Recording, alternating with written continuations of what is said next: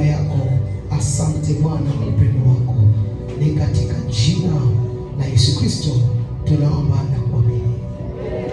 Ni kwa jina la Yesu tunaomba na kuamini. Haleluya. Nisaidie kusalimia jirani yako upande wa kulia na kushoto, mwambie karibu katika uwepo wa Bwana. Ningeomba uweze kukaa mahali pazuri na wale ambao kwa pale nje waweze kuingia. Ningeomba niweze kuita watu wachache tu hapa wakilishi ambao walikuwa katika benchmarking. Nataka tu 3 4 wafike hapa saa hii tayari. Walikuwa benchmarking, uje hapa. Vijana walikuwa benchmarking, njoo hapa. Kama walikuwa benchmarking last week, njoo hapa haraka.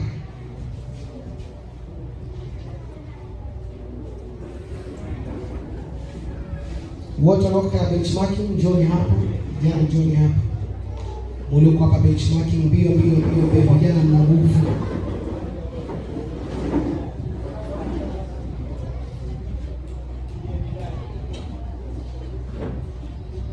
Vijana mlikuwa benchmarking, sisi wawili sasa ni yote njoo. Njoo yote.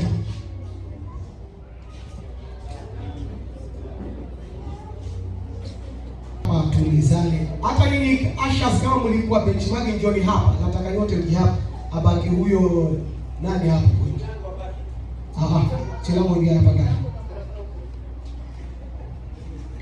Bwana sifiwe. Hawa wapendwa walikuwa benchmarking. Nataka tuone kama kweli kuna kitu walijifundish kule benchmarking na kama wanakitekeleza au la, kwa sababu walienda benchmarking lakini mimi mchungaji nimeangalia sijaona kama kuna kitu kitekelezwa. Walikuwa benchmarking? Amen. Bwana sifiwe. Ni nani mwakilishi wenu hapa? Ni Amina. Ni nani? Tuambie mliona vipi, kulikuwa na namna gani kule?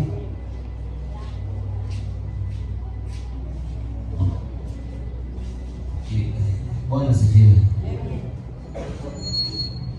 Na wasalimu katika jina la Yesu. Tulikuwa benchmarking kweli, watu tunajaribu kujiweka kule, lakini tulikuwa pale winners last Sunday na kuna mambo mengi sana kujifunza. Kwanza hao jamaa programu yao iko well set, kwa sababu watu wenye wanaongoza ibada, huyu anapanda, kama huyu anashuka, the next person naye ndio pale anafika. Yaani hawachelewi, ni watu wanaenda na muda kweli. Bwana Yesu asifiwe. Pili, hiyo time tuliingia pale mpaka nilitoka hivyo, hakukuwa na movement yoyote. Yaani sio watu wanaenda nje, sio mtoto anazuru hapa na pale, hapana. Yaani hiyo church iko well organized, wametulia. Wale jamaa wanajua ni nini wamefuata kwa kanisa. Bwana Yesu asifiwe. Tatu, kila kitu department ya media, hata nyimbo kwaya inaimba pale huwa inaonyeshwa kwa TV. Kwa hivyo kila kitu si ati inabangaiza ati unaanza kuhanya pale. Ziko hapo zinapeperushwa live. Wenye wanachukua kamera wako mahali hata huwaoni, lakini wanachukua vitu quality kabisa vizuri. Hawapitipiti, pia wao wametulia. Bwana Yesu asifiwe. So tulibarikiwa, tulijifunza mambo mengi sana. Sisi bado tuko nyuma, tunajikokota. Kwanza kwa muda. Ni kama ukikuja hapa alafu unataka kusukuma mpaka pasa hata aseme nini, hapana. Pale yani nilipenda kweli. Hata naomba Mungu turudishwe tena ili tujifunze tena. Asha hapo nilipenda. Kwa hiyo wakati wa sadaka jamani, kuna vikapu zingine nzuri wewe. Alafu wanazileta kwa mpango pia. Wanazunguka huko, hata mimi nitaanzisha hiyo style hapa. Maana kukuja hapa naona ni kama wengine mnajikokota kokoto. Nitajitahidi tupate hizo vikapu. Watu 4. Alafu nilipenda pia ile wanapeana pale kwa yule mchungaji. Wako na discipline, hata mimi siwafiki. Nilishikwa na haya kidogo. Uzuri sijulikani ni Asha. Bwana Yesu asifiwe. Kwa hivyo tuliipatia mambo mengi pale. So tukapromise ya kwamba hii Sunday tukifika hapa tutaonesha hiyo kitu yenye tulijifunza kule. lakini nimeingia kuchelewa na nimepata tayari ni kama deep dream inatubwaga vile, manake program ina delay bado. Mimi wa kwanza let down hii group, nimechelewa, lakini poleni. Nimelala Mombasa tafadhali, magari transport unaelewa. Lakini I promise from next Sunday tafadhali, pale nje nitakuwa na watoto peke yake, watoto peke yake. Sasa hii nitaanza kukua ngumu, nita make sure hakuna movement, si ati wakati wa neno, sijui wakati wa sifa, hapana, sote tuko hapa. Kwa hiyo machache, Bwana wabariki. Bwana sifiwe. Unaleta mjifundishe kingine. Sasa walijifundisha vitu ambavyo hawajavitekeleza. Na sisi tunashindwa tunawapelekea nini kule. Movements nyinyi ndio wa kwanza, mko nje na ndani, nje na ndani. Kuchelewa, mmekuja kuchelewa. Bwana sifiwe. Tumekubali kubadilika. Tumekubali kubadilika. Haleluya. Hatuwapeleki kule. Ndio waje waone kwamba kuna mabadiliko. Tulisema tunapeleka hapa sisi. Na sasa watu wajifundishe huko. Bwana sifiwe. Amina. Kwa hivyo juzi hatukuwa na hawa vijana. Ilikuwa timu kubwa sana, haiko pamoja na sisi. Walikuwa kule benchmarking na naamini ilikuwa ya baraka, lakini hatukupeleka kule mkazuure. Tulitamani ya kwamba muweze mjifundishe. Haistahili watu wakawapane, si watoto, si watu wazima, kila mtu anastahili kuwa ndani. Nimesema ya kwamba hata Asha, mtu kiwa pale nje ni makosa. Kule hakuna, hawajakuwa na kamera ya kupiga picha kwa sasa. Lakini discipline is very important. Na discipline inastahili kuanza hapa nyumbani. Sawa sawa. Yeye ni vijana wa hapa na tunawategemea ya kwamba muweze kukuza vizuri. Bwana wabariki sana. Naweza kurudi kwenye mkao. Wapigeni makofi. Na baada hapa vijana wote kidogo, angalieni hapa vijana nyote. Kuna kitu muhimu ambacho mnastahili kuelezewa. I don't know. Did you have a meeting with them that time? Did you have a meeting? No. Concerning the issue, yeah. No. So after service, kindly, the same thing. There's a canal, kidogo. What do you want? Another day. Sawa. There is something very important. And then next time tutapanga. Mungu awabariki sana. Hallelujah. Nataka nifundishe mchana huu wa leo kuhusiana kupigana vita na usingizi wa kiroho. Mwambie jirani, kupigana vita na usingizi wa kiroho. Kama wewe ni mwana wa hapa, kitu ambacho unastahili kuwa nacho ni kitabu na kalamu. Haleluya. Na Biblia ya kwako. Wejipo. Kanisa la leo limekumbwa na tatizo moja. Na pepo amepata nafasi kwa sababu ya usingizi ulioingia kanisani. Bwana asifiwe. Kuna usingizi umeingia kanisani. Nisaidie kwa jirani yako, usingizi umeingia kanisani. Wewe ndugu umelala ama uko macho? Haleluya. Bwana asifiwe. Na mnichunguzie leo, maana nataka kuwa na nidhamu ya hali ya juu sana. Ukiona kijana hata na simu huko nje anatumia, sijui ameingia ni Facebook, WhatsApp kwenye hiyo simu. Haleluya. Kila mtu aingia hapa ndani. Maana sasa itabidi tuifanye kila lazima. Tuliwapeleka benchmarking wajifundishe.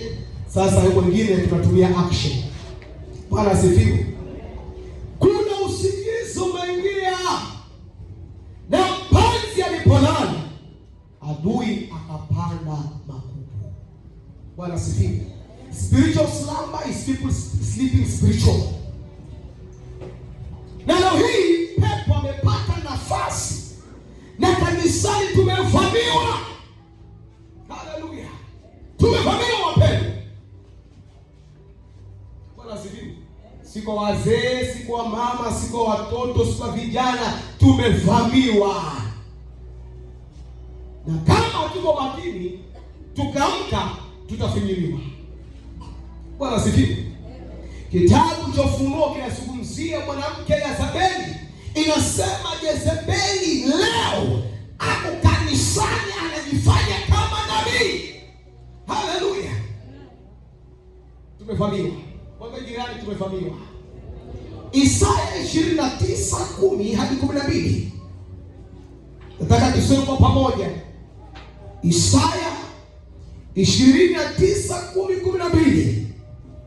Thank you Jesus. Kuna ufamizi ambao umeingia. Na laiti kama hatutamka kuna mambo tutayakosa. Tusome kwa pamoja. Background yako toa. Kwa pamoja. Kwa nguvu kama tunaiona. Kwa maana Bwana amewamwagieni roho ya usingizi. Haitakuwa juu yetu kwa jina la Yesu. Amefumba macho yenu, yaani manabii, amefunika vichwa vyenu, yaani waonaji. Haleluya. Kuna majira ambapo Mungu anaachilia usingizi. Haleluya. Na kuna kitu cha kiroho ambacho kinaendelea. Lakini kwa sasa haitakuwa hivyo kwa jina la Yesu. Maana kwa nini? Anazungumzia katika Hosea 4:6, usitoke hapa kidogo. Anasema watu wangu wanaangamizwa kukosa nini? Maarifa, na kwa sababu umekataa maarifa, nitakukataa usiwe kuhani kwao. Haleluya. Ina maana kwamba kwa sababu watu hawa wamekataa kutembea katika kweli, haleluya, wanaingia mashimoni. So there's a time God releases a spiritual slumber. Anaachilia usingizi yeye mwenyewe, kwa sababu watu wamekataa ukweli. Bwana Yesu asifiwe. Endelea 11. Inasema hivi: na maono yote yamekuwa kwenu kama maneno ya kitabu kilichotiwa muhuri, ambacho watu humpa mtu aliye na maarifa, akisema tafadhali ukisoma hiki, akasema siwezi, kwa kuwa kimetiwa nini? Muhuri. 12. Kisha kitabu hiki apewa mtu asiye na maarifa, akaambiwa kisome hicho tafadhali, akasema sina maarifa mimi. Haleluya. Amepewa mwenye akili, amesoma kila kitu. Anaomba soma Biblia. Chukua hiki kina siri juu yake, sikielewi. Akapewa maarifa. Sasa sina maarifa kabisa. Bwana Yesu apewe sifa. Mwambie jirani ni lazima tukubali kuelewa maandiko. Tafadhali. Nguzo ya kanisa hili ni haya mambo. Kumbukumbu la Torati 29:29 inasema yaliyofichwa ni ya Mungu Baba, yaliyofunuliwa ni kwetu sisi na kwa ajili ya watoto wetu. Sasa kwa nini kifichwe? Halafu tena Mungu anasema ya kwamba hawa watu wamekataa nini? Maarifa. Bwana sifiwe. Ukija katika Mithali 25:2 anasema ni furaha yake Mungu kuficha jambo, lakini furaha ya mfalme kutafuta lile jambo. Wafalme ni kina nani? Ufunuo wa Yohana 5:11-12 inasema ametukomboa sote kwa makuhani na wafalme. Ina maana mimi kama kuhani, mimi kama mfalme, nastahili kutafuta nini? Jambo lile ambalo Mungu amelificha. Unaelewa sasa? Bwana sifiwe. Sasa tunahitaji usaidizi. Maana katika kufahamu ndio qualification moja ya kuhani wa Mungu. Haleluya. Na sote hapa tulio hapa, we are all priests in our own areas. Ni makuhani katika sehemu zetu. Bwana Yesu apewe sifa. Anasema kwa sababu hawa, haleluya. Tuendelee 13 inasema nini? Bwana kanena kwa nguvu pamoja.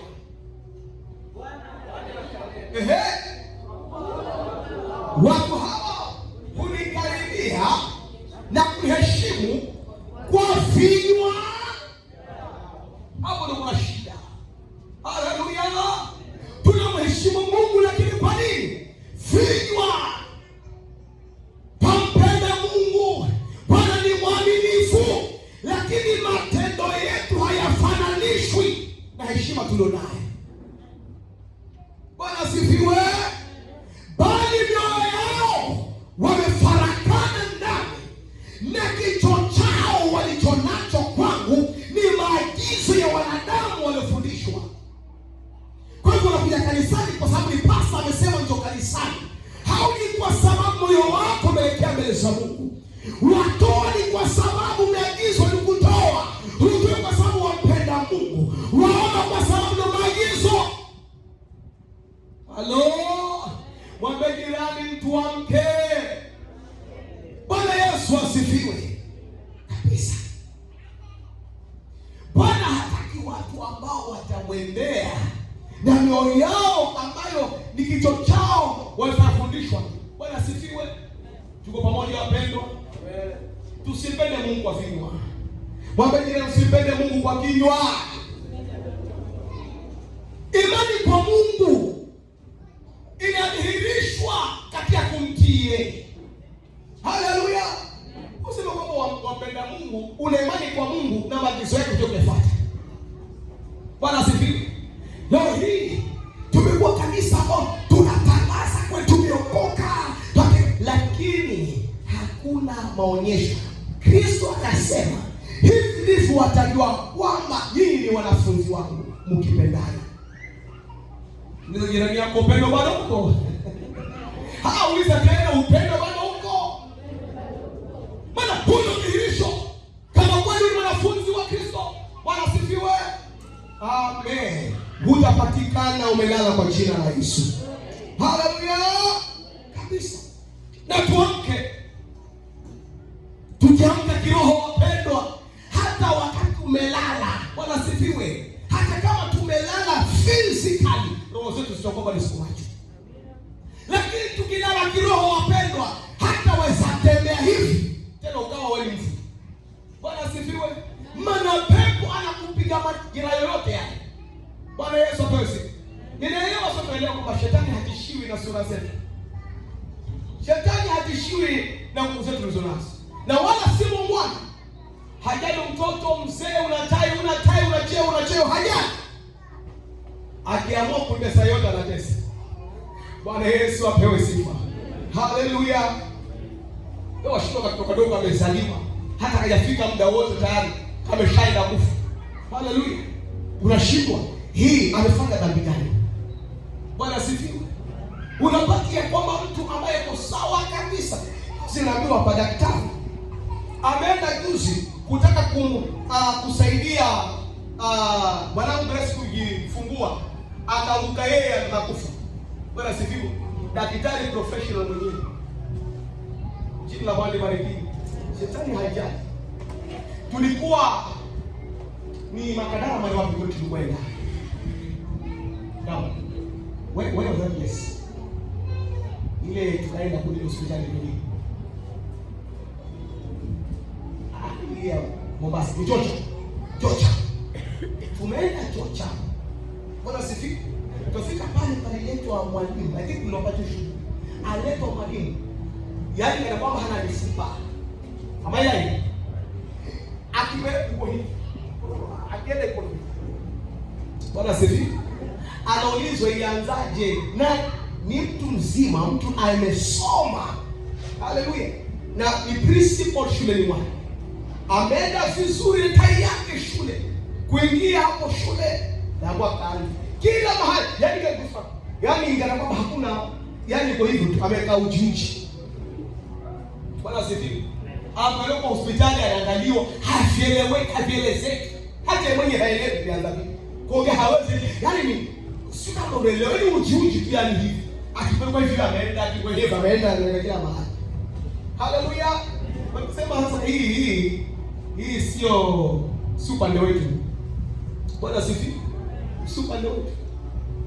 Sema tukiangalia kote kafuisi.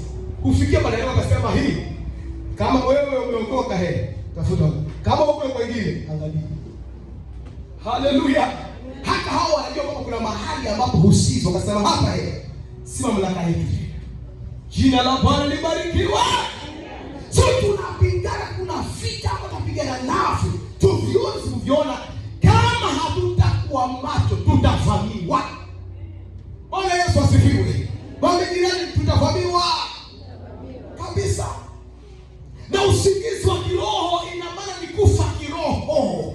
Kufa nini? Kiroho. Fungua Efeso 5:14. Efeso 5:14. Oh, thank you Jesus. Unapata tu moto, unaanza kusimika pole pole. Wewe ambao ulikuwa kila wakati hauwezi lala basi kusoma andiko, leo hii una replace kidogo tu. Haleluya. Hakuna ubaya kwa sasa unalala afrosinema kidogo. No, hakuna shida. Haleluya. All of a sudden muda ule wa kusoma maandiko unaweza kuwa replace kidogo. Haleluya. Series baada ya series. Jina la Bwana libarikiwe. Kidogo moto pale unasema na unaenda kabisa. A praying man, Bwana asifiwe, a praying man will continue to win. Bwana asifiwe. Kama wewe ni mwombaji wakati wote utashinda. Asha sisaidia tafadhali. Tusome kwa pamoja Waefeso 5:14 kwa nguvu kwa pamoja. Kwa nguvu.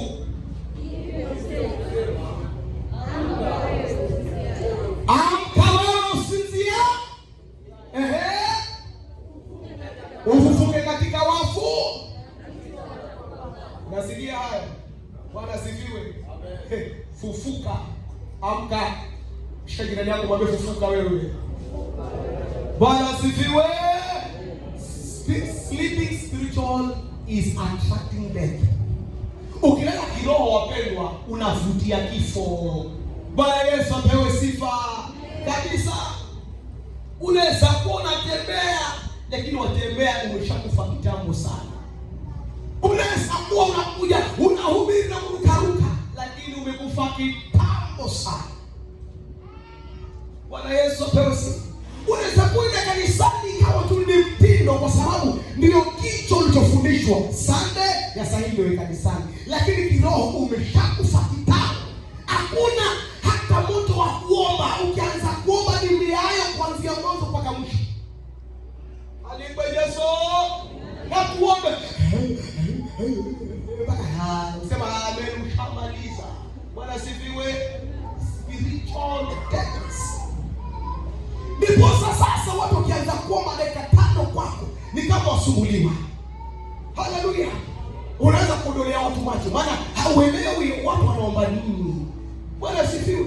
Ukiona watu wameingia ndani wanaanza kuomba shida, sasa hawa wanafanya kitu gani? Maana ndani kushakufa.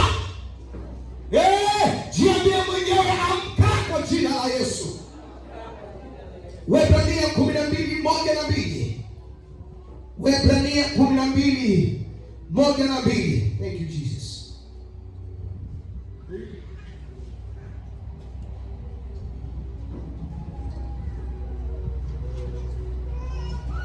Kwa nguvu tusome kwa pamoja.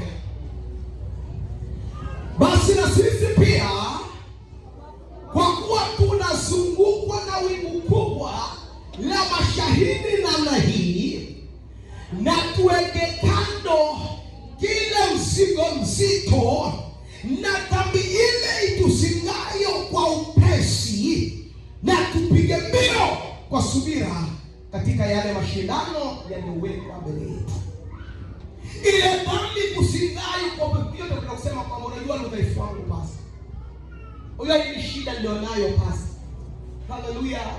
Na kuna kitu kibaya kama kuwa na visingizio. Bwana asifiwe. Excuses wapendwa ndio huwa zinaua kanisa kwa haraka. Amen. Kabisa. Hakuna kitu ambacho huharibu na kuwa kanisa kama excuses. Kila kitu kwa sababu na unajua walipolala adui akapanda.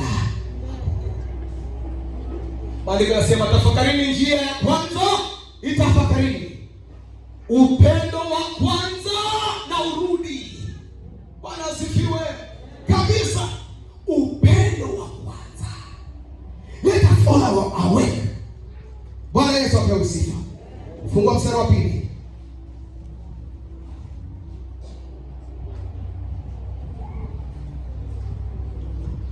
pamoja, kwa pamoja. Mwenye kuanzisha na mwenye kutimiza imani yetu, ambaye kwa ajili ya furaha iliyowekwa mbele yake aliustahimilisha msalaba na kuidharau aibu, naye ameketi katika mkono wa kuume wa kiti cha enzi cha Mungu. Hiyo ndio sehemu yetu wapendwa. Tumezungukwa na wingu kubwa la mashahidi. Sema amina. Ile sababu ambayo uko nayo nasema kwamba hii sababu hii ndio siwezi kumwabudu Mungu. Kuna mwingine ambaye ako katika worse state than you na anamwabudu Mungu. Bwana sifi. Anasema kwa nini sina muda? Kuna mtu ambaye ako so busy than you lakini ana muda na Mungu. Sema amina. Bwana sifi. Sema kwa nini nipeleke kuna Bwana mashahidi wako. Hauna sababu. Yusi nikwambie wewe. Unasema kwamba unajua mimi na udhaifu. Nikiona wasichana wamevaa vinyasa hivi basi naanguka. Ethiopia ambapo hata hawafai nguo kabisa. Bwana sifiwe. Na huko injili inaendelea hivyo. Haleluya. Na hawaanguki. Bwana sifiwe. Yote yuko chini Ethiopia. Mwanamke anakaa for 18 years. 18 years. Wewe unajua 18 years bila lipo 18 years. Haleluya. Sasa uchi wa mnyama anatembea naye na anapita tu hivyo hivyo. Na ukifika hapo ndio unapoa vitu vyako. Fahamu hapa na hapa. Alafu usimama na yeye hapo nasema Bwana nilianguka kwa sababu yule msichana alikuwa anavaa vinyasa na yule mpaka anahuhuka baba. Utajitetea hivi. Bwana sifiwe. Mashahidi wako wengi wapendwa. Sasa kwa jirani yako kwamba mashahidi wako. Huna sababu wewe ya kulala. Amka. Haleluya. Sema amka. Ufunuo wa Yohana mlango ule wa pili. Tuanze mstari ule wa kwanza. Tushuke pamoja. Ufunuo wa Yohana 2. Thank you Jesus.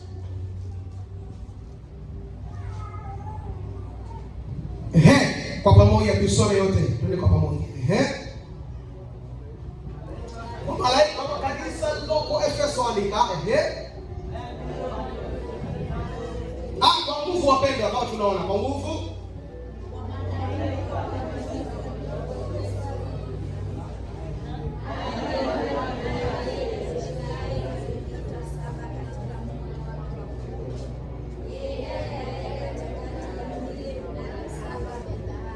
Aliye katika vile vile sawa hapo anasema nini? Ninayajua matendo yako. Mungu anasema hivi.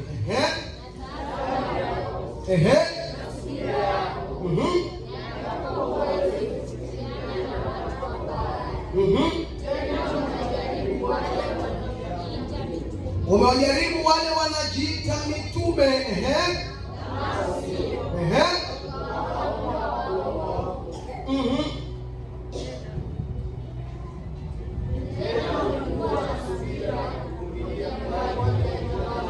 Ulikuwa na subira na kuvumilia kwa ajili yangu. Ninaomba moto wako urudi tena. Ya kwamba hata wakati hujapokea ulikuwa bado unasubira. Wavumilia katika nyumba ya Bwana. Haleluya. Mungu anaona moto ulikuwa nayo. Unaomba kazi, hujapokea bado. Uko unavumilia. Bwana sifiwe. Muujiza unaombea bado unavumilia. Neno walitambua kiasi kama mtu akayesimama anasema mimi ni mtume. Unawajaribu, unajua huyu anaidanganya. Kwa nini? Umekaa na maandiko kuyaelewa. Bwana sifiwe. Ukajaribu roho zote ukaelewa. Endelea. Lakini ukisikia Mungu anasema lakini na neno pepo hutumia pale kwa advantage wake. Bwana sifiwe. When you hear God say I have this against you, basi pepo hutumia hicho. Maana ni loophole shetani hutumia. Anasema nini? Ya kwamba umewacha upendo wako wa kwanza. Endelea. Kumbuka ni wapi ulikoanguka. Mwambie jirani, angalia ni wapi ulipoanguka? Moto huu ulizimia wapi? Moto wa uombezi ulizimia wapi? Upendo wa kupenda kanisa ulizima wapi? Upendo huu wa kupenda watu ulizima wapi? Haleluya! Pana mahali ulipoangukia. Bwana asifiwe. Haukutokea tu kwa hivyo ndivyo. Pana kitu kilifanyika. Leo anza kutrace. Bwana asifiwe. Huu moto ulikuwa nao ulizima vipi? Hii hali ulikuwa nayo ya kupenda. Kuna watu hapa ambao ulikuwa unajiambia kwamba wapendwa, tuna shida, ushakuja tayari. Pastor, mimi najisikia nilete hivi na hivi. Huo moto ni dawa. Haleluya. Mwambie jirani, huo moto unaenda wapi? Bwana asifiwe.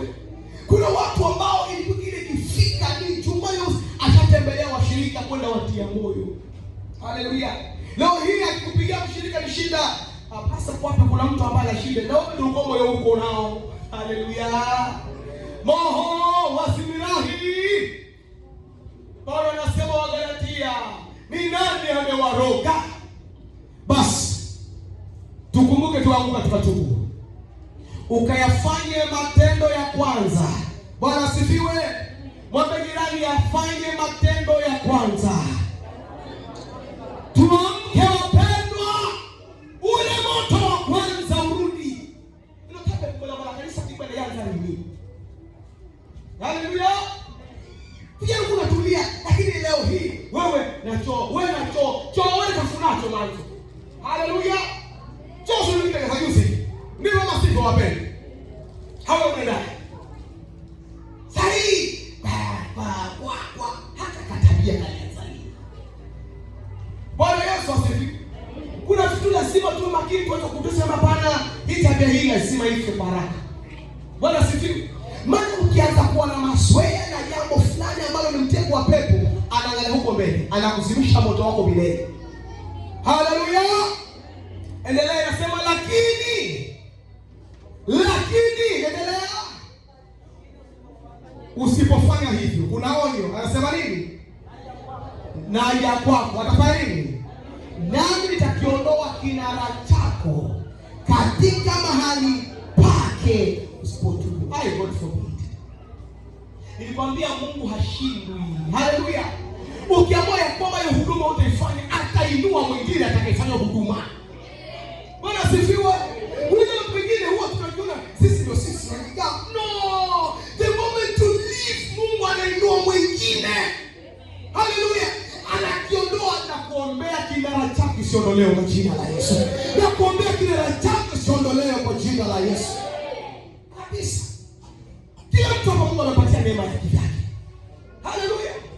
Usipokubali kutulia katika ile neema na ukatekeleza, pana mwingine Mungu atamuinua. Na utamwona ya kwamba Bwana anamuinua katika viwango ambavyo ni wewe ungeinuliwa. Haleluya. Mungu hupiga wenye kiburi. Haleluya. Wamekirani Mungu hupiga wenye kiburi. Tunajifanya watu wajua kuimba sana bila wewe hakuna mwingine. Kwa hivyo nasema kwanza hapa sitaenda ima waone tebani. Mungu atainua. Mungu atainua. Haleluya. Kabisa. Hilo kitu ambacho watu huwa wanachanganyikiwa. Wanaona kwamba they can sponsor the kingdom. You can never sponsor. You are too small to sponsor the agendas of God. Hallelujah. Hawezi kuwa sponsor Mungu wewe. Huwezi. Hallelujah. Agenda za Mungu ni za uwezo wake mwenyewe. You can never sponsor. Hallelujah. Ukijifanya mbabe anakupiga Mungu. Na Mungu akikupiga hakuna mtetezi. Sema amina. Hallelujah. Na kuombea kinara chako siondolewe. Mstari wa 20. Angalia, kwa sababu ya kanisa kulala, haya mambo yamefanyika. Endelea mstari wa 20 kwa 2:20. Thank you Jesus. Fanya haraka.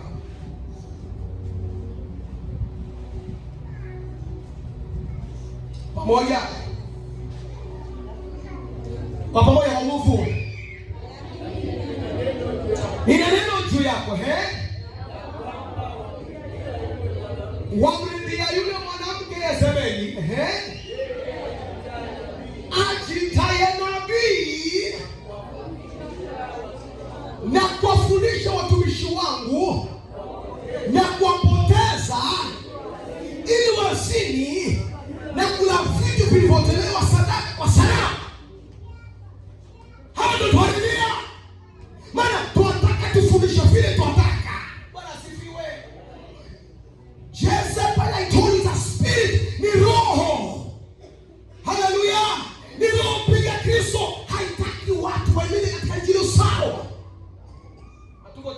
Maana unajua ufundisho unapotaka. Bwana sifiwe. Haina shida. Unaweza fanya dhambi hapa kidogo, unaweza acha hapa, unaweza fanya hivi, ukasikia raha. Maana ni kitu ambacho awali hukuwa kutekeleza. Bwana sifiwe. Haleluya. Haina haja umsikize hiyo mpendwa. Unaweza tu kaa nyumbani kwako na ukasikiza TV, ukasikiza mahubiri yakaisha. By the way, it sounds good kwa sababu hata wewe mwenyewe mwili wako hutaki kwenda kanisa. It sounds good. Haleluya. Kabisa. Tunatoa masadaka zetu. Bwana sifiwe. Kwa wachungaji ambao si mchungaji wao. Haleluya. Maana ulisikia ya kwamba hao wana upako na mafundisho yao hata kuelewa. Roho wao usibeba usijui. Bwana sifiwe. Lakini wewe ndio wa kwanza. Twende. Ukianza kubeba na maroho ya hapo, ukimbilia wanakimbilia tena wapi? Katika wewe. Bwana sifiwe. Yezebeli ameingia kanisani wapendwa. Mabejirani Yezebeli ameshaingia. Bwana sifiwe. Zalilaki mwanamke unasimama mbele ya kanisa wewe na matiti yote yako nje hivi ya na uko hapo. Unataka kuangalia nini? Bwana sifiwe. Tufundisha hapa mahali. Kuna vitu vingine unaviangalia. Basi kaa hapa mbele watu wanaangalia. These are spirits. Haleluya. Sija hapa mbele hapa kanisani mimi kama mwanaume basi nianze kuvaa vitu ambavyo havieleweki. Bwana sifiwe. Na nasema kwa msijali hivyo ndivyo inastahili, msijali. Inapotosha wangapi? Jina la Bwana barikiwe. Kila kitu lazima kienende katika decency. Lazima kanisa lirudie order. Na Bwana order kanisani. Haleluya. Kanisa la Mungu liheshimiwe wapendwa. Nasema kanisa la Mungu liheshimiwe. Hata kama makanisa mengi yatakuwa tofauti, mimi nisema Bwana sikubali namna hii. Wakati mmoja hapa waizi walikuja hapa wamezoea kuimba, wakati wanaimba hapa. Bwana sifiwe. Jumatatu walitoboa, hawakutoboa kafu. Yaani ni wazungu sana. Bwana sifiwe. Walikuja hapa sasa miguu yao bado bado. Tukaangalia hapa nikasema hao maombi ya kusema kwamba Bwana wasamehe mimi siko nayo hapa. Hii kanisa lazima watu waheshimu. Tunamwabudu Kristo anaishi. Kama kwa wengine hawaabudu tajua wenyewe, vitu wajua tunamwabudu. Sema Bwana kama tunaisha hapa, haitafika wiki ijayo Bwana kufa. Haleluya. Amen. Wewe niangalie kuna kuangalia ndipo nilivyo. Bwana sifiwe. Kabisa. We need to come to a state where the fear of the Lord shall come back in the church.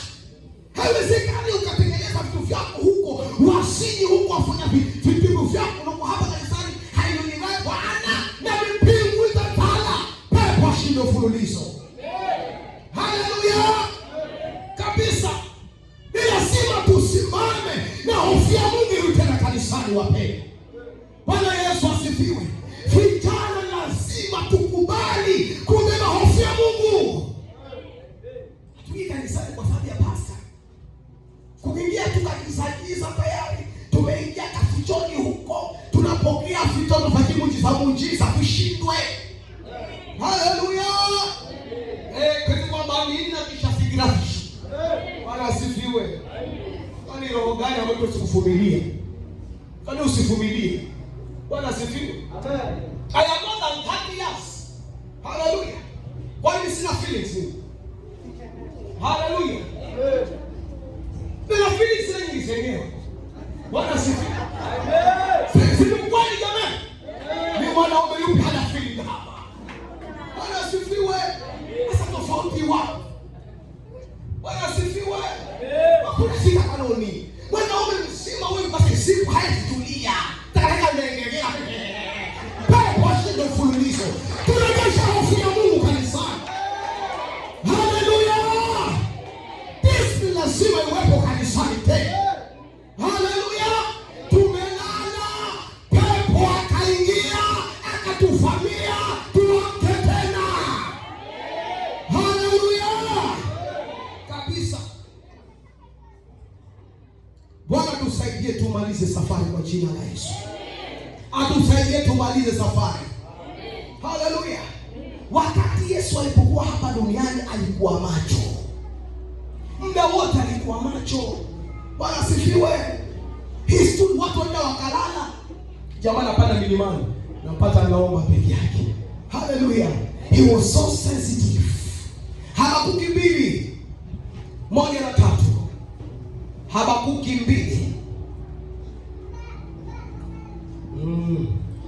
Thank you Jesus. Pamoja mimi nitasimama katika zamu yangu.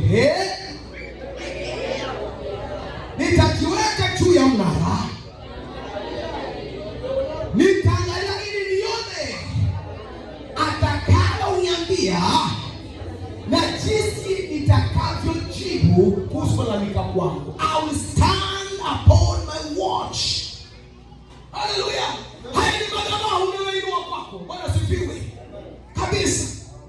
Nimekwambia kile hapa ni kuhani kwako. Kabla uja hapa kanisani kuwa kuhani katika nyumbani kwako. Bwana asifiwe.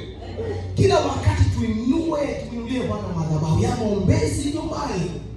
Kutafuta, be sensitive. Bwana anaongea nini?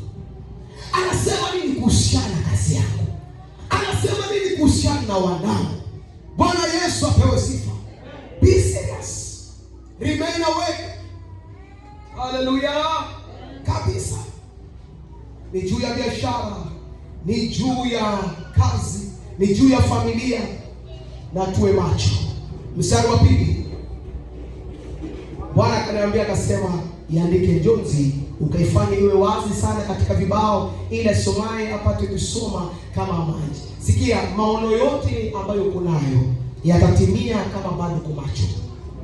Bwana asifiwe. Mwaka huu na kuombea kwamba ubaki macho kwa jina la Yesu. Bwana asifiwe kabisa. This year won't be a waste in Jesus name. Kabisa. Every believer in a state of slumber, muumini yote yule ambaye ana katika hali ya usingizi. Haleluya. Sinzia, elewa ya kwamba safari yako unayoelekea ni safari ya kifo. Haleluya.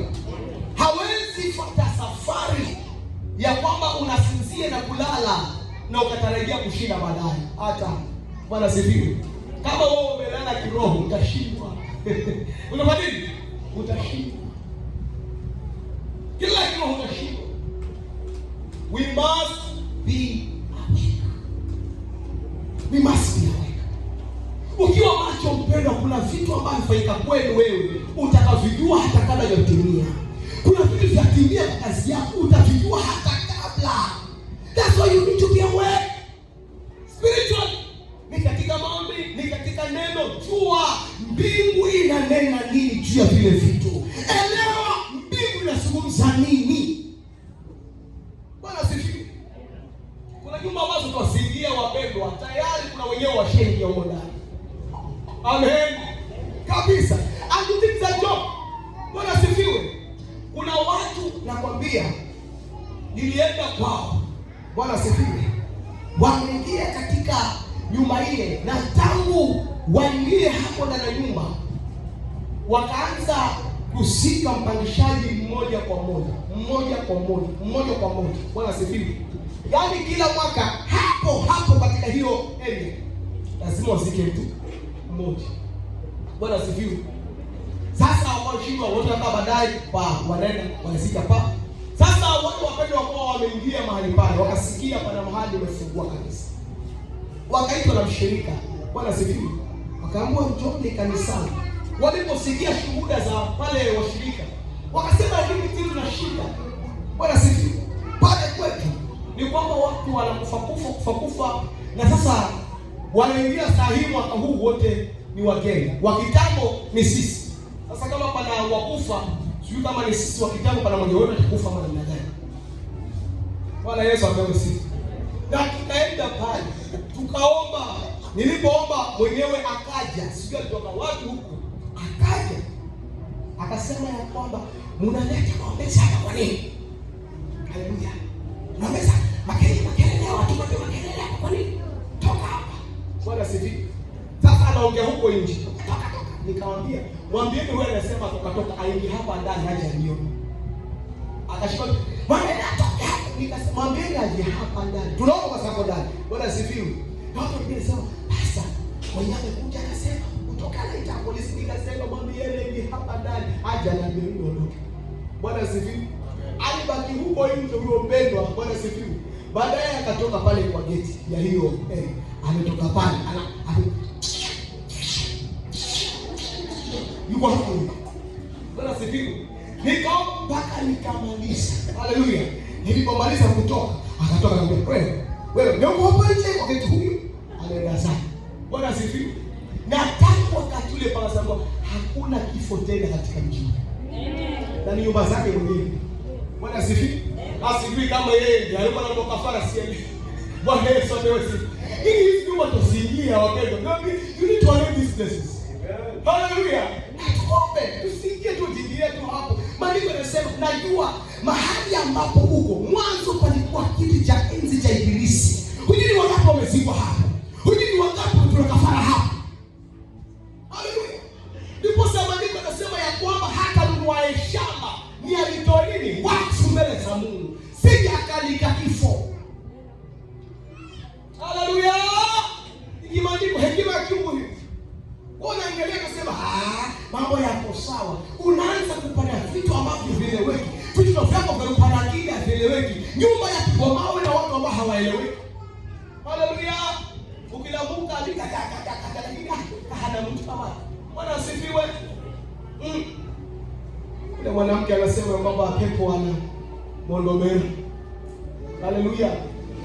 Huyo mchawi ananinyonga kila wakati. Ananinyonga. Yusa alikuja akaninyonga mpaka alipomaliza nikamkemea kwa jina la Yesu. Sasa alimaliza kumkemea ni sumwache. Haleluya. Na ndivyo maana hatujaamka. Bwana asifiwe. Mpaka tumezoea mateso. Tuko pale tunazoea mambo ndio ikifika saa 6 twajua tu kuna kitu kitatokea. Tumefanya mazoea. Bwana asifiwe. Leo neema iturudie kwa jina la Yesu. Mamlaka tuyatimize tena kwa jina la Yesu. Tukanyagapo tupamiki kwa jina la Yesu. Tuingiapo tumiki kwa jina la Yesu. Mamlaka tunapewa ya kanyaga inge na nyoka. Pokea mamlaka kwa jina la Yesu. Haleluya. Haiwezekani ukawa unaingia tu mahali you become a victim. No. Tunakataa kuwa victims kwa jina la Yesu. Kachawi kanafungua kibanda chake pale. Nasema ni nani tumjaribu? Tujaribu yule maana tunajua ile shida yake tunajua. Yaani unakuwa wewe ndio specimen wa wachawi. Haleluya. Kataa.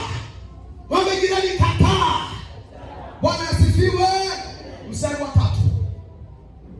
Kwa pamoja mstari wa 3. Jonzi hii bado ni kwa wakati unaopima. Haleluya. Inafanya haraka ili kufikia mwisho wake. Haitasema uongo ijapo kawia. Many of us lack patience. When you wake up to uvumilivu, ndipo pepo ameingilia kati. Tunapenda shortcut. Haleluya. Jaribu likija na hii tu ni sito na wewe sasa. Nikienda polisi hawasikizi. Nikienda kwa pasta ameliombea ombi lake bado aliko. Kwa hivyo tunafanya nini? Tunafanya changanya.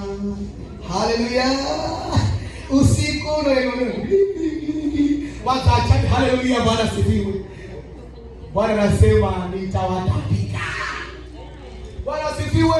Uvumilivu wewe tumekosa. Uvumilivu. Maana vya pepo wapendwa, nuiname. Ukiinama itakupatia vyote. Vya Mungu kuwa na imani. Haleluya. Ewe imani uvumilivu. Maana kuna areas ambazo Mungu anazangalia mpaka zishe. Ndio upokee. Pepo hii hata uone kiburi chako na tabia yako mbaya. Haya haijalishi. Pokea. Haleluya. Ndio tunataka watu tunakafia haraka, hatuna uvumilivu. Moto ukazima kwa haraka. Bwana tusaidie kwa jina la Yesu. Haleluya. Bwana sifiwe. Kabisa. Unasikia mtu anasema kwamba mimi sijisikii kwenda kanisani leo, achana naye. Huyo basi amelala tayari. amelala. Na sijui kwa nini watu wa kulala wao wanapenda kusaidiwa. Bwana sifiwe.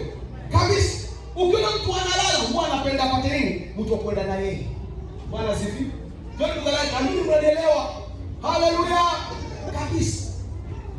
Mimi wasisi kwa kanisani. Hata wewe mpendwa, unajisikia kwa kanisani kwa nini?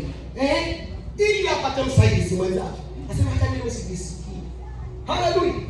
Ukiona sema hapana. Hii roho ishinde kwa jina la Yesu. Sio tu I have had this statement over and over again. Kanisani mimi sipendwi. Nauliza wapendwa, ni wakati wanafanya biashara, wameandikwa achana self-employed, wameandikwa kwa biashara, wameandikwa kazini. Labda uko shule hapo kwa mahali umeandikwa kwa ishara kwa mkono.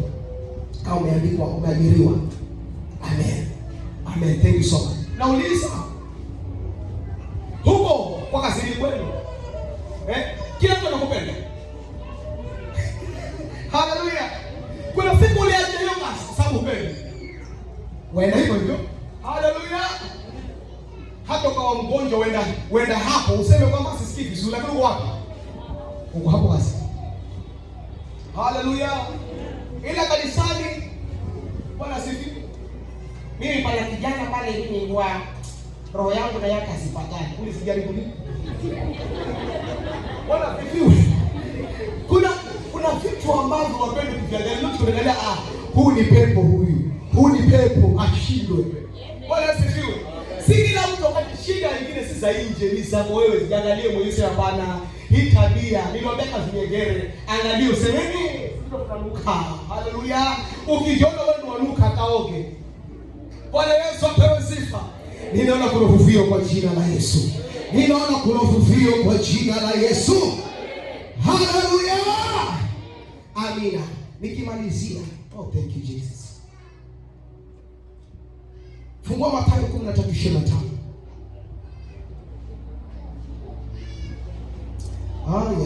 Ndio muda wangu pia niko na dakika 15 pekee yake. Kwa haraka, Mathayo 13:25.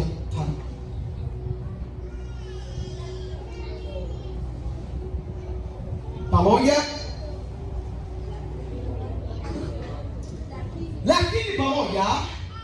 Lakini watu walipolala, akaja juu yake, akapanda magugu katikati ya ngano, akaenda zake.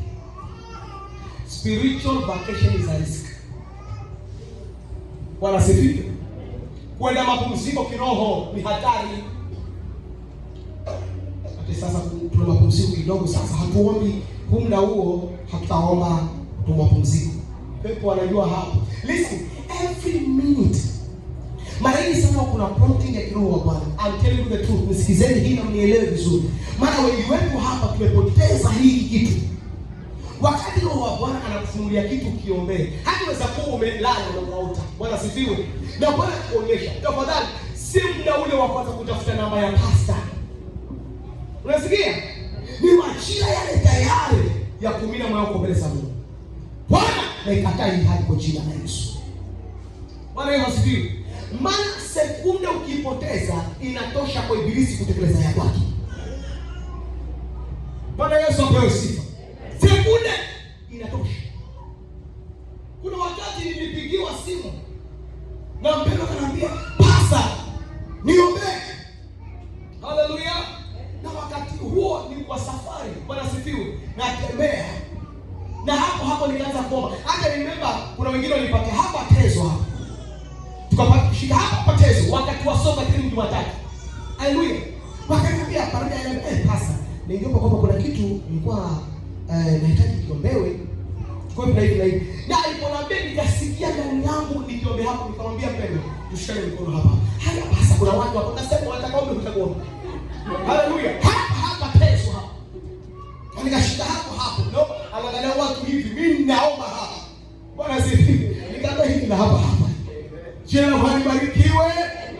Ukilala kidogo pepo anapanda magugu. Bwana sifiwe. Baada ya nasema na tuanze kuomba. Halo, Bwana sifiwe. Unajua yule mtu alituacha. Lakini hata nilimwona jana by the way alikuwa kulifanya nini? Bwana sifiwe. Niliota nini? Alikuwa amepinduliwa, baiskeli kama angukie, ulifanya nini? Halo. Ninaamini kuna mtu anapata ufahamu hapa. Amka kwa jina la Yesu. We must remain spiritual awake in order to drive safe in the highway of life. Hallelujah. Chukua ngao ya neno, ngao ya imani, tuweze kumshinda ibilisi. Bwana asifiwe. Isaya 55:1 ninamaliza. Kuna mambo mengi sana nitakuongea, lakini wakati mwingine ninakuambia kwamba moto katika madhabahu usizimike kwa jina la Yesu. Tusome kwa pamoja Isaya 55:1 inasema, haya kila unaye kiu njoni majini, naye asiye na fedha njoni nunueni mle, na njoni nunueni divai na maziwa bila fedha na bila gharama. Haleluya. Roho wa Mungu ako tayari wapendwa. Bwana asifiwe. Ako tayari kuachilia hii neema kwa kila mtu. Je, una kiu? Haleluya. Niseme kwa jirani yako, una kiu ya kuamka? Kama uko tayari, leo hii ipo neema na inaachiliwa leo hii kwa jina la Yesu. Bwana asifiwe. Lakini lazima kuwe na utayari, kuwa na kiu. You must thirst. The fire of revival comes to you because you are paying the price for such. Bwana asifiwe. Isaya 54:8. Wengi wetu hatutaki kutekeleza, hatulipi gharama, ndipo hatuwezi kupokea. Bwana asifiwe. Lazima tutayari, take the responsibility, tuchukumike moto huu wa kitena. Kwa damu ifurikayo nilikuficha uso wangu dakika moja, lakini kwa fadhili za milele nitakurehemu, asema Bwana mkombozi wako. Bwana asifiwe. Gharama. Mwambie jirani, gharama. Kwa asubuhi kuomba mpendwa, si rahisi. Tegemea. Haleluya. Yaani Bwana amekuamsha usiku, kwa maana kile mtu amelala na kwambia sasa omba. Kutoa blanketi kuiacha na uombe, si rahisi. Anamita hilo tu. Wazazi ndio hapa. Juzi sikuongea hili, lakini nataka niongee. Kumbukeni wazazi nyote, baba au mama, nyinyi ni makuhani kwa watoto wenu. Bwana asifiwe. Na baba ukilala, ile mji uko hatari. Amen.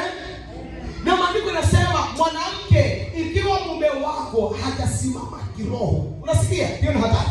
Kama jamani kiroho, wewe kwa ajili ya neema inayotembea juu yako inafunika mji mzima. Kwa hivyo wewe unakuwa sasa ndio kama jabali pale. Amen. So you need all the time. Nilikwambia usiku ukilala unaweza wataja moja moja. Unaweza hata wamelala, nenda mahali alipo ombe mtoto wako. Wewe ni baraka. Umefanikiwa. Waneneni mazuri. Watabirieni. Bwana asifiwe. Hata mtoto akitenda makosa, wapendwa, wewe kuhani wa mtoto yule, usimwongelee maneno mabaya. Amen. Mchape mtoto wako, lakini mchape kwa maneno mazuri. Sawa sawa? Amefanya makosa, unajua hasira inaweza kufanya utamke maneno mabaya sana. Kuna maana wewe, shika mtoto wako, mkemee, lakini ile mazuri. Bwana asifiwe. Unajua wewe ndio rais wa kesho wewe. Unajua wewe ndio unastahili kurithi kila kitu hapa. Unajua wewe ni wajuzi wa chini wewe. Haleluya. Bwana asifiwe. Kama sipapo kama hayo kutoka babangu msiu kama ningekuwa na mwana. Na kama mimi nilikuwa mwizi mimi. Mimi nilikuwa mwizi vidukia. Nilikuwa katoto kadogo mimi. Bwana asifiwe. Ni second nursery. Nursery 1, 2 na 3. Haleluya. Ket 1, 2, 3 nilikuwa mwizi. Nilikuwa naiba section ya 8. Na wakati huo basi nilikuwa pesa nyingi. Bwana asifiwe. Naiba. Napanda pale kama unapanda St. Thomas. Pale mlimani pale karibu na hiyo scout. Hii nyumba ya huku wapo na uza barafu pale. Kitao. Ndio ndio hapo. Na nunua zote barafu zote. Hapo tuenda shule na pale tunakula barafu. Haleluya. Alafu naibisha shilingi 2 zimebaki, nende kwa mwingi kuangalia movie. Bwana sifiwe. Pale katoto. Babangu angalia sema haya rohaka hakataendelea. Nimekaa siku moja paliibiwa vitu pale nyumbani. Pale potea pesa, na sikawa mimi sijaiba. Nimeenda zangu baharini huko, narudi nikashikwa nikaambiwa umeiba pesa. Nikasema leo kwa hakika nimekuwa mtu mzuri sikuiba. Nikashikwa, baba akanipeleka ndani ya chumba. funga mlango. Na babangu alikuwa mwanaume hapiki na fimbo, akaanza na ngumi na makofi mwanzo. Akapiga mmoja makofi, akaleka akachukua fimbo. Bwana sifiwe. Katika jina la Yesu, pepo huyu wa wizi utoke. Kuanzia sasa roho hii itakutoka. Wewe itakutoka, haikutoki. Haleluya. Nilichapwa na mzee hiyo siku na kutoka wakati huo hiyo roho ilitoka kwa fimbo na pia kwa maombi. Bwana asifiwe. Kabisa yani. Na ilinitoka kabisa kiasi ya kwamba nilipoanza kuzika, nilipoanza kuwa primary. Kuna watu wengi sana, Bwana asifiwe, ambao wanapenda kwenda kwa mse. Unajua mimi baba, unajua mtoto wangu hajiba. Bwana asifiwe. Na nilikuzika mpaka wa leo, miaka yote nilipokuzika. Bwana asifiwe. Toka nilipoingia primary. Hallelujah. I've never stolen a dime from you. Bwana asifiwe. Siku moja mimi ndime ambaye sahihi na zaidi wa constitution nikaambiwa kuna pesa ambazo zimepotea zaidi mtu mwaminifu aingie akazihesabu na hicho alikazihesabu. Kuna sisi niliwaambia hapa niliitwa kwa sababu basa anaambiwa watoto wale wanasafisha ofisi zao kuna pesa pale. Nikaambiwa kwamba hawataingia yote. Nikapigwa simu Kilifi, nikatumiwa fare niende kwa ofisi mimi ni hesabu mapesa. Maana wanajua nikitoka kila kitu kitakuwa safe. Haleluya. Hiyo roho ambayo sio mtoto wako itatoka kwa jina la Yesu. Usimkemee kwa kumwambia yeye ni umbwa, mkemee kwa neno mazuri, lakini mchape vizuri sana. Haleluya. Mpaka hiyo roho itoke. Lakini discipline iko tofauti kwa mzazi sana. Usiende kama kumchapa wako kwa simcha. Discipline, I know parenting is very complicated. Bwana asifiwe. Kuna yule ambaye anasikitu kuchapa, kuna yule anamrudia peremende, sielewi ni vyako hivi. Bwana asifiwe. Si wewe kuna wale wazazi mtu akikosea na mrudia peremende, mbadali usifanye tena na mrudia peremende. Haya hayo ni yako. Lakini mwisho wa siku muombe mtoto ule atoke ile hali. Bwana Yesu asifiwe. Ni moto wa Mungu ambao unatufanya tuendelee. Na mwisho kabisa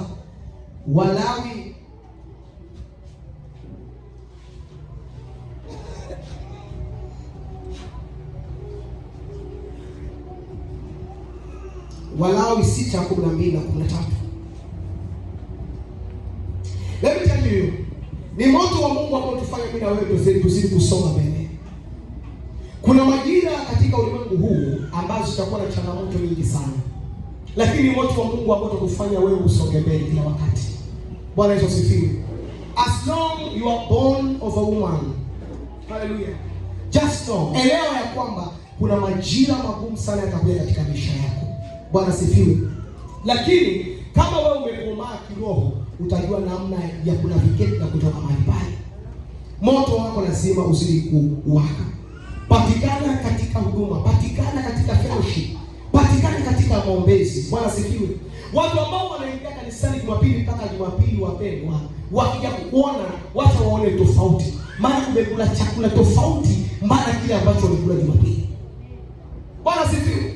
Eleweni ya kwamba tunapokuwa katika kiroho, haleluya, ni lazima tukubali kulipa gharama.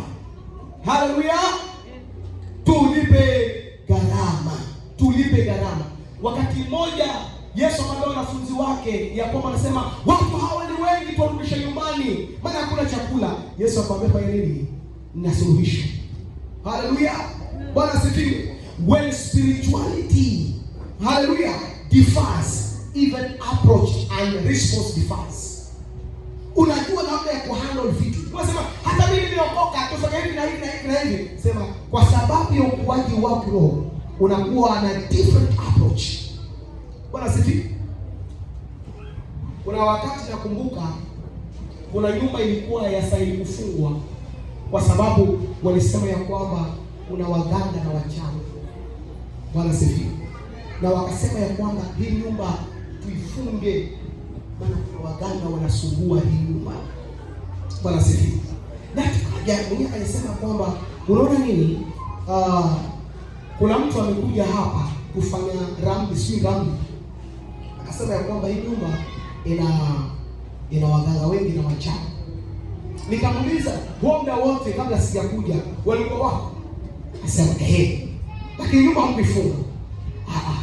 Lakini sasa nimekuja ndio nyumba ifungwe. Nasema sasa hapo chao ndani. Nikamwambia fanya hivi. Ikiwa unataka kubali sasa na kuomba toa vigango vyako vyote vitoke. Lakini unajua mimi hivi ndio vitu vyetu vilivyo navyo. Na huku tunasema wewe ni kafiri. Wala sifikiri. Mimi nimevikubali.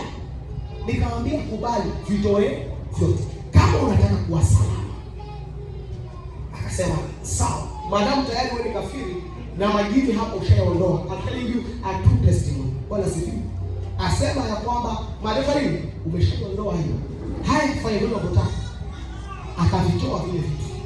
Nikaomba nikavichoma. Bwana Yesu asifiwe. Akasema ulivifanya kama wewe una Mungu hakika tumekufa. Bwana asifiwe. Akasema kwa nini? Tumekufa. Akamwambia mtu wake msimwambie mtu yeyote mambo haya. Sote kwa pale. Mwezi wa kwanza ukapita, wa pili ukapita, wa tatu ukapita, wa nne, wa tano. Akaja huyo mama usiku mmoja na watu wako wanapenda sana kuja kwangu. Wanapenda kuja hapo waangalie TV. Akaja akasema, hii nyumba imejawa na Wakristo wengi. Bwana asifiwe. Hii hapa ana Kristo mmoja wa denomination fulani, hapa denomination fulani, hapa. Inawezekanaje wewe ukaja tofauti yako wewe na hawa ni gani? Bwana asifiwe. Na mimi kwa sababu ya hekima ndio nao sitakwambia kwamba unajua Wakristo hawa wanashika sana, hawaombi hawa. Haleluya. Wanataka kujifanya wewe ndiwe mbabe. Sema hapana. Ambia majira ambayo yameteuliwa na Bwana ndio haya yamefika. Bwana asifiwe. Bwana Mungu alimtuma hapa kukusudi. Hawa nao waliitwa hapa kwa kusudi fulani pia. But you understand? Your spirituality, hallelujah, inakufanya hata approach yako ya vitu. Kasi ni kwako, boss wako anamwambia, "Angalia, hapa mambo ni mabaya hapa. Tufanye nini?" Lakini kwa sababu kiongozi anamwambia, "Boss, usiku. Jambo hili tufanye A, B, C, D." Maana Roho wa Mungu amekufunulia jambo. Na mwisho wa siku mambo yakawa sawa. Hallelujah. Watu walikombolewa kwa sababu ya utumishi wa Mungu wakiwa pale. Wewe mahali ulipoandikwa kazi, ile kazi sikufe ukiwa hapo. Sema amina. Haleluya. Na kuombea moto katika madhabahu yako usizime kwa jina la Yesu. Na kuombea moto katika madhabahu usizime kwa jina la Yesu. Simama kwa miguu yako. Mwambie Bwana asante kwa ulipokea, na mwambie Bwana chochea moto katika madhabahu yangu Bwana usisimike.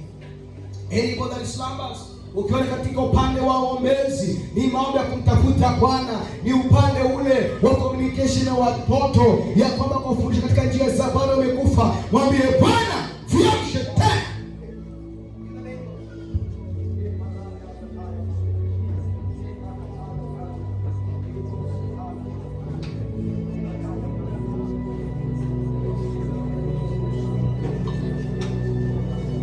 Inua sauti yako mpendwa, na kupaza sauti yako na uombe.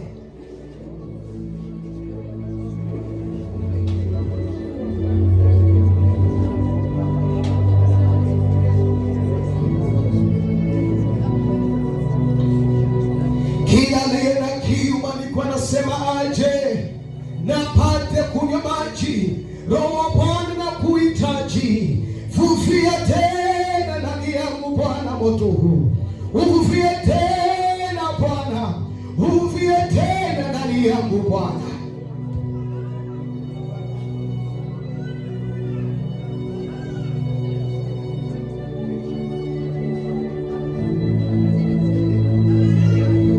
Kabla za tawala naangalia ishaka utaporo Abraham ilianza tawala mwana ruskitia getwa planisia tausi prosia kama mentali Abraham yana nikadoshia kataba leno loboso ukatata kelia shaki bale kopradia saloro tega santali sanga madesh leba hoso leba sakata antalika zekatalika leparia ndusa kata yaba ruskitia getwa planisia tausi prosia kama anda litoloske hitoloske Yushabara Ebrania, Ekakaria, Erosataya. Thank you Jesus. Asante Roho wa Bwana. Maana si kwa uwezo wa nguvu, bali kwa Roho wako. Asante kwa uvuvio wako tena. Ni kwa jina la Yesu tunaomba na kuamini. Amina. Haleluya.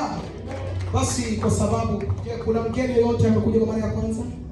Osha mkono. Haleluya. Je, kuna yote ambaye labda kapesa? I see my son is Zaki over there. Nyosha mkono. Amen. God bless you. Amen. It's been a long time, we have missed you. Nakupenda sana mwanangu. Karibu sana. Je, kuna yote ambaye ni muda mrefu ama amepeza kitambo? Anybody? Bwana awabariki sana. Ninachukua nafasi hii tafadhali. Nachukua fursa hii. Ningeomba kapu liletwe hapa. Naomba tu kapu liletwe hapa. Kapu liletwe hapa. Maana tunataka tuna mkutano wa kuuza. Kapu liletwe hapa. Pana kapu hapa. Tafadhali kwa heshima tulia tu hapo. Unaweza kaa, tulia tu hapo. Kaa tu. Naomba kapu hapa.